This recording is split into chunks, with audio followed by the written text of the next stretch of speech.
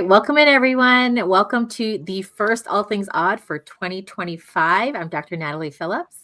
I'm Dr. Hannah Galloway. And I'm Whitney. And I forgot, but let me put up our YouTube here in a second. So we're super excited today. First of all, I want to just send out our well wishes to all of our friends over in the California region. I know that one of our really good friends, Dr. Amit Gozalia, is kind of sharing some updates. I know that from that LA area, Pacific Palisades, and I know that he had mentioned that there were multiple manufacturers reaching out. So if you are a California audiologist and your patients are needing some help, please reach out to some of the manufacturers the hearing aid manufacturers, because I know that they have been offering help for people who might not have power or have lost things in the fire or whatever it is. So I wanted to kind of just kick off with that. Thanks to our buddy, Dr. Amit Gozalia. Like I said, he has done some work in reaching out to some really good manufacturers and getting all that info ready for patients and providers there. So with that, our first show of 2025, we are going to go through our YouTube. So I'll have Dr. Galloway talk about our YouTube channel. Yep. So here's our YouTube channel. You can see our fun thumbnail images there. We have 92 videos and 68 subscribers. So that's more than last time I made the announcement. This is kind of a fun way to send it to someone that doesn't have social media or maybe is not as tech savvy. Or if we don't have an episode 1 week for holidays or whatever, you can come here and look at some of our older episodes. So they are all posted here. You can subscribe and then you'll get a notification when we have a new episode. Awesome. All right. So today, what we thought we would share with people is things that we're kind of looking forward to in the new year. So hopefully everybody had a great holiday season and we are back for the new year. I know we were gone last week because we were taking some time off. So we closed the office for both the holidays and then also over New Year's as well, so people could spend some time with their family and their loved ones. But today, what we wanted to talk about is we wanted to share what we're looking forward to in the new year in 2025. So we're going to all go around and share something that's personal that we're looking forward to, and then something related to audiology or ears and hearing. So to kick it off, I have other businesses outside of audiology, and one is about taking action. And so because of that, I sat down over the Christmas break with my family and we all did vision boards. And this is the first time that we actually did vision boards with the family. Usually I do something or I have it on my phone somewhere, but literally poster boards, stickers, and I tried to teach them how to do some different goal setting. At first I had a little bit of pushback, like, Mom, this is weird. Why do we have to do this? Oh my gosh, like, what is this for? And then when we finally actually sat down and did it together as a family, it was kind of fun to see everybody got into decorating their own vision board and setting some different goals for the year and then breaking it up into quarters. And so my husband, my son, and my daughter and myself all have our big, huge poster boards that we have with our year goals and then also for the first quarter. And so that's what I'm super excited to see how this is going to play out for the rest of the year. But we decided to start it just before the year to get going, to have them start thinking about it, and they finished it like on New Year's Day. But that's a personal goal that I'm looking forward to in 2025. So I'm going to have Dr. Galloway share something. Yes. So Natalie and I both have 2 kids, and we're kind of on the opposite seasons of life with our kids. And I was going to say her kids are teenagers, but is Noah 20 yet? She's going to turn 20 at the end of January. Okay, so she has almost adults and I have really small children, but my kids are 4 and 2.5. So I'm just kind of excited for this season of life because we're able to get out of the house and do more, like going on trips. We went on a family trip to Michigan at the end of last summer, and it just kind of opens your eyes to like, oh, you can get out and like do more things and go travel places now that we're potty trained and, we have a little bit more flexibility. So as far as my family goes, I'm just excited about this kind of upcoming season of life. And My daughter's old enough to like do dance class or gymnastics. And so the doors are kind of opening to all these, different things that are available to us. So that's really exciting. Super cool. And Whitney. One thing I'm really excited about in the year 2025 is I actually get to graduate. So I will graduate in May. So I will also be a doctor of audiology. And so that's just really exciting. I think when you start any sort of long-term goal, there's times where you feel like you're not ever going to reach there, or it just seems like it's so far away. So anytime I'm doing a note and I write like 2025, I'm like, wow, like this year is finally here. So I'm really excited to have that accomplishment under my belt. Yay, we're super excited for you as well. Yes. We have a friend joining as well, Dr. Corey Workman up in Estes Park, Colorado. And he says that 2025 is going to be awesome as well. Corey, be part of the show. Put in the comments here, what are you looking forward to 2025 as well, whether it's personal or somewhere in the audiology world. But we'd love to hear from you. Great to see you on here with us. Thanks for joining. Okay, so then we're going to kind of talk one by one about something that we're interested in and excited for related to audiology and ear and hearing. So we're going to go backwards and we're going to start with Whitney first. So one thing that I think is important to a lot of people who maybe have hearing aids or are looking to possibly upgrade their hearing technology is Bluetooth compatibility. And we know that there are lots of devices across all the manufacturers that allow this, but one really neat thing that's coming is Bluetooth Auracast, which is going to allow individuals to actually Bluetooth to more like public settings. So I think of it, my light just went off. I think of it as like if you go to a restaurant or a theater, it's going to allow multiple people in an environment to actually have access to that audio information on a screen. So that's going to be a huge improvement compared to like old loop systems that I'm not really even sure if are being built now into new construction, but it's going to be a really great way for a large area for people who have compatible hearing aids to be able to have access to more information. Dr. Galloway had talked about, when you're in the airport and there's maybe a TV or there's announcements that you want to be listening to, you're going to be able to stream to that device, which I think is a really cool option. And then it's also nice that it allows multiple people to connect to it. So it's a little bit nicer than having an FM system that someone has to wear. So I think just Bluetooth accessibility. Hopefully, I know, one thing that I think that'd be also amazing. I don't know that it's coming in 2025, but if we could Bluetooth to multiple devices. So like be connected to your phone and your laptop. Those are some things that maybe are in the works. I don't know. Maybe we'll manifest it. That's pretty cool. Yeah, that's true. Like you can be connected to multiple devices, but you can't be at the same time, like paired at the same. Or you can be paired to multiple devices. You can't be connected at the same time. Yeah. So that would or splitting the signal. That's also something that is desired. Because, if you have a patient that has normal hearing on one side and a hearing aid on the other, it's like they have to pick if they want one AirPod or to wear both AirPods and not hear from one well, or to just listen through their hearing aid, which is like, I know it's not all of our patients, but it certainly comes up, that people can't wear a full set of headphones for whatever reason. So I think that also, Bluetooth leaves something to be desired, but it's good that we're getting this next iteration because it's going to solve some of those woes. Yeah.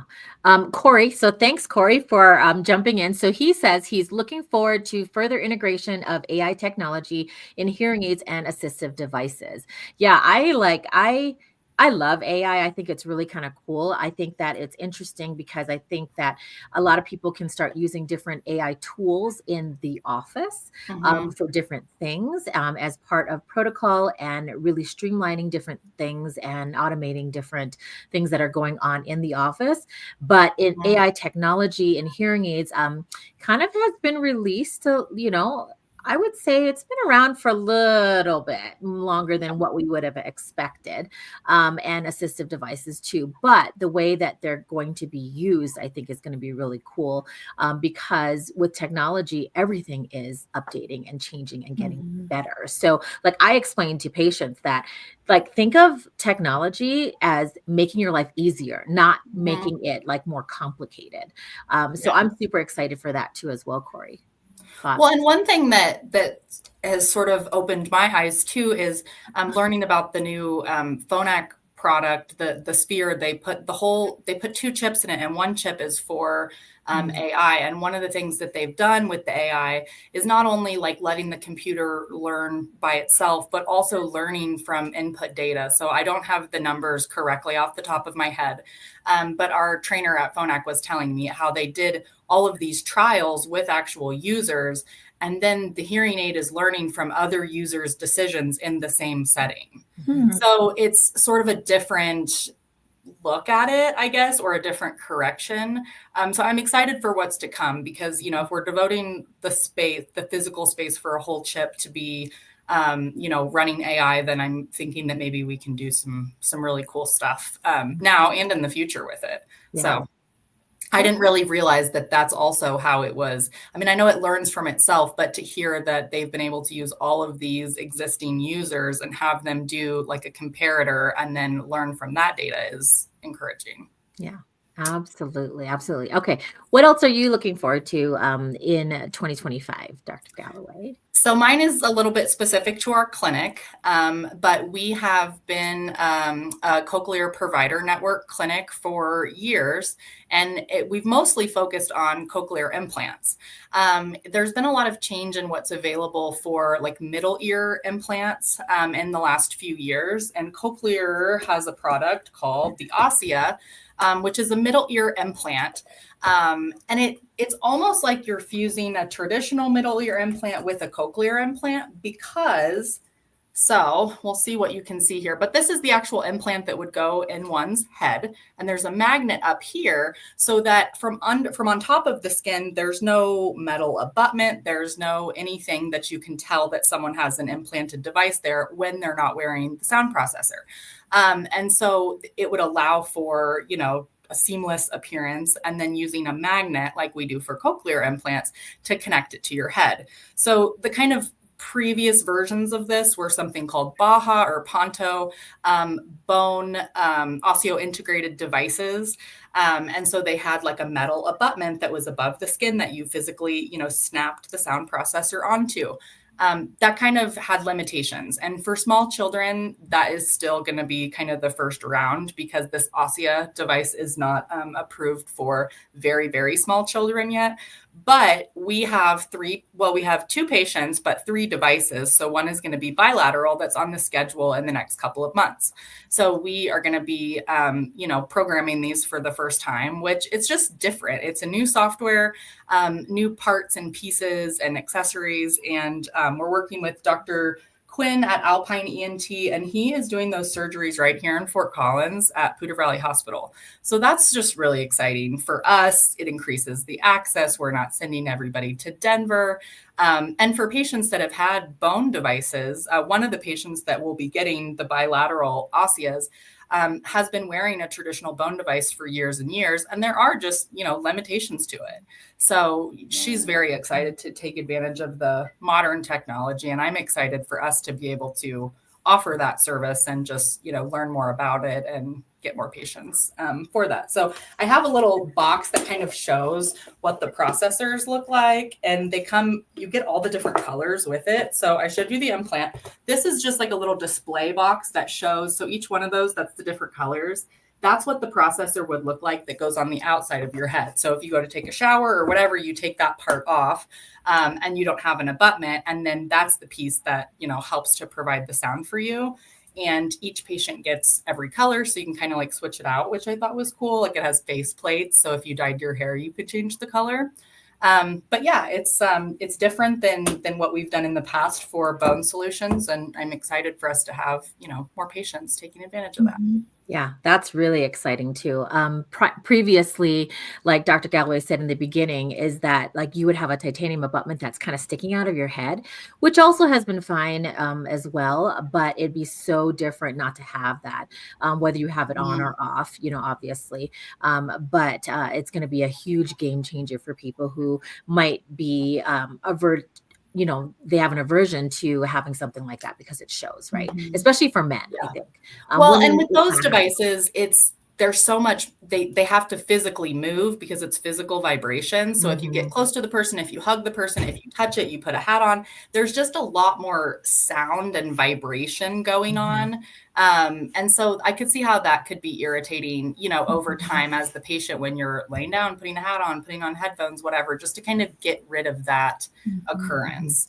I would think would be really cool for people. Yeah. So, and then I'm going to round it off here and share what I'm excited for.